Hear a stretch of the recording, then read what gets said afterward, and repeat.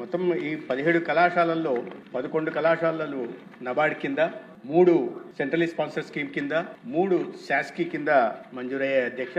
దీనికి మొత్తం వెచ్చించాల్సిన మొత్తం అయితే 8,480 కోట్లు అయితే గత ప్రభుత్వం 4 సంవత్సరాల్లో 2020లో మంజూరైన కళాశాలలు 4 సంవత్సరాల్లో 1,500 కోట్లు మాత్రమే ఖర్చు పెట్టింది అధ్యక్ష.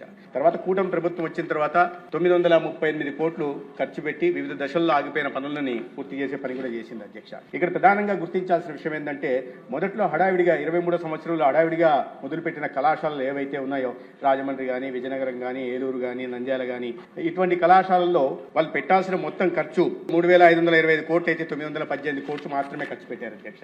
ఈ ప్రభుత్వం వచ్చిన తర్వాత గత 20 నెలల్లో 530 కోట్లు ఖర్చు పెట్టింది. ఇక 10 కాలేజీలు ఏవైతే పీపీపీ మోడల్లో ప్రతిపాదిస్తున్నామో వాటిలో పెట్టాల్సిన ఖర్చు 4,955 కోట్లు అయితే 631 కోట్లు మాత్రమే గత ప్రభుత్వం ఖర్చు పెట్టింది అధ్యక్ష.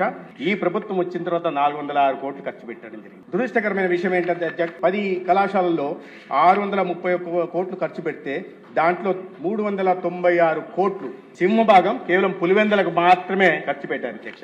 ఇక్కడ మనం గుర్తించాల్సింది ఏంటంటే ఈ వైద్య కళాశాలలు పేద విద్యార్థులకి నాణ్యమైన వైద్యాన్ని అందించడానికి, పేదలకి మెరుగైన వైద్య సేవలను అందించడానికి అయితే ఒక సంరక్షకుడిగా ఉంటున్న వ్యక్తి అన్ని 17 కళాశాలల మీద ఏకదృష్టితో చూడాలా, అన్నింటినీ అభివృద్ధి చేసే దిశగా ప్రయత్నం చేయాలి అధ్యక్ష. తప్పు లేదు సొంత నియోజకవర్గం మీద ప్రేమ కురిపించడంలో. కానీ 631 కోట్లకు గాను దాదాపు 400 కోట్లు ఒకే కళాశాల మీద ఖర్చు పెట్టి మిగతా కళాశాలల మీద వివక్ష చూపే ప్రయత్నం చేశారు అధ్యక్ష.